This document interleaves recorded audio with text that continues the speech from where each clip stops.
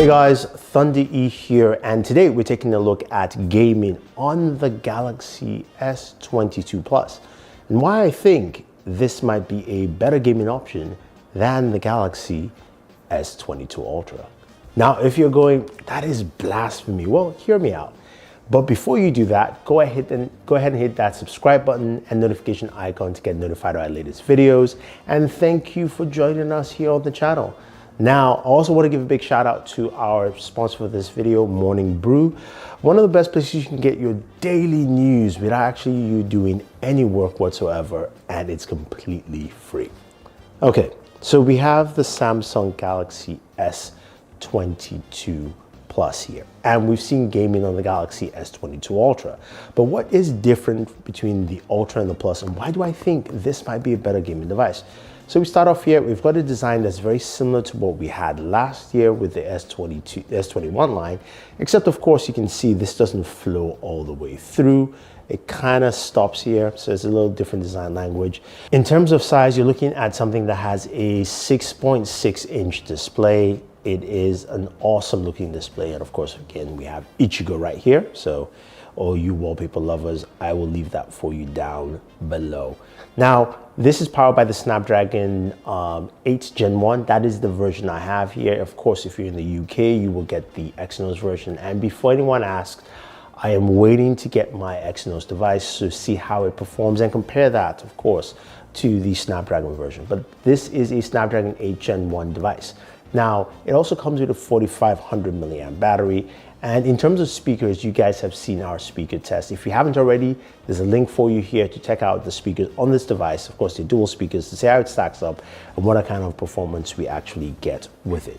That being said though, one of the things I do like about this device is the display. It's got a flat display surface, and granted, I do love curved displays, but this felt really comfortable to hold, and as you can see, it feels very nice. And when you're getting into gameplay sessions, just being able to see the screen quite well, and also you don't have that rolling edge in any case if you're using either side of the screen, I think that is a big plus.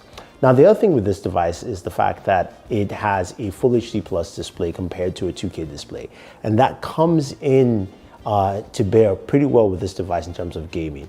But another thing you'll find is that when you go into the settings, you can change from 60 Hertz to 120 Hertz with the adaptive refresh rate, but you cannot change your screen resolution. It is just set at its Full HD Plus. There is no option to swap that out, which I just found quite interesting, but something to note. So you guys like to see benchmarks. For me, benchmarks are not that important, but I wanted to start off with showing you some benchmarks here. And we're gonna go ahead and look at Geekbench first, and we'll start off with our CPU benchmark. So that's the CPU reading here, and I'm gonna go into the S22 Ultra to give you guys a reference point, so you have a good idea of what the benchmarks actually look like. Now, if we go here into our CPU benchmarks, you can see the difference between the two. A little bit more in terms of the single core score, and a little bit more in terms of the multi-core score. Now let's go ahead and check out our compute benchmarks and see what we also get with that as well, and see if there's a major difference. You can see the compute benchmarks are much closer. Again, this is a Snapdragon 8 Gen 1, so we should see numbers that are similar. So another benchmark I wanted to showcase is from 3D Mark. This is the Wildlife Extreme stress test. So this is a stress test that runs for about 20 minutes on the devices. And here's a very stark difference. You can see the stability levels for the 22 Plus is 76%, while for the 22 Ultra is 66% there. So it's more stable when it comes to running your games, it looks like. Overall, long period of time. You can see the graph here and the loops. And then our FPS range is slightly higher here on the S22 Plus, with from 8 FPS to 19. And on the Ultra, it is 6 to 18. So again, you can see that there. Battery usage or battery consumption, you can see 50 to 34%, 84 to 74%, as you would expect, of course, with these devices. And we'll tell you why that is in a second. But before you start searching and wondering where to get that kind of information, How about you get your information, of course, from Morning Brew, which is a lovely newsletter you can actually sign up for free. I mentioned for free right now. One of the things I'd like about Morning Brew is the fact that this is a newsletter that is curated to meet your own needs. So looking at Morning Brew, you get your news on a daily basis, 7 days a week, and it actually curtails it to specific things that you're looking for, whether you're looking at market news, you're looking at tech news. And one of the things I like about them is that they've got news articles that are basically coined and phrased the best way. So they're funny, they're witty, they are very innovative, and you can see avocado supply is browning pretty fast. And if you live in the Northeast like me, especially if you lived in Brooklyn, you know you love your avocados. But anyway, guys, go ahead, sign up for Morning Brew. It is free. Use the link down below so you can get your own compiled news on a daily basis, and it should be fun.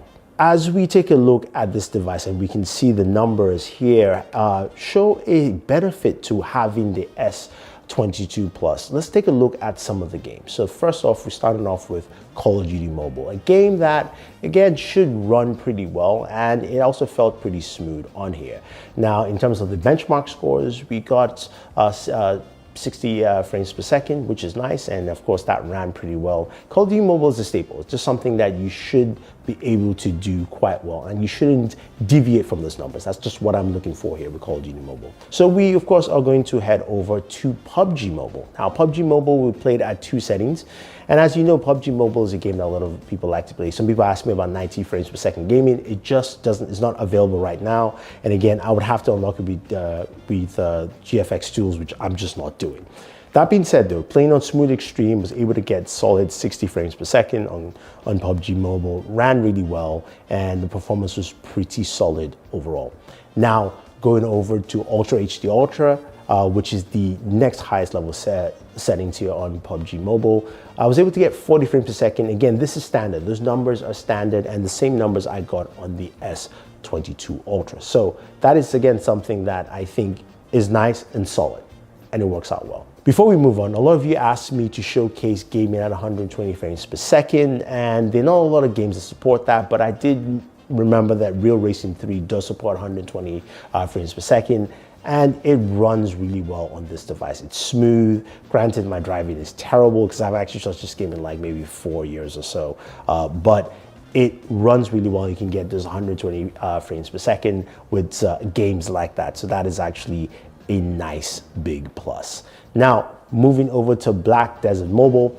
This is a game, of course, that we saw on the Galaxy S22 Ultra. We got frame rates about 42 frames per second, and it's quite similar here with, of course, the S22 Plus, where we're getting about 43 frames or so. So in terms of gaming performance there is still a solid match. Now, when we move over to Genshin Impact, this is where we get some things that are really interesting and exciting. Now, we were able to play Genshin on here for a while. We played for about maybe 25 minutes, kind of matching what we got to when we played on the S22 Ultra here.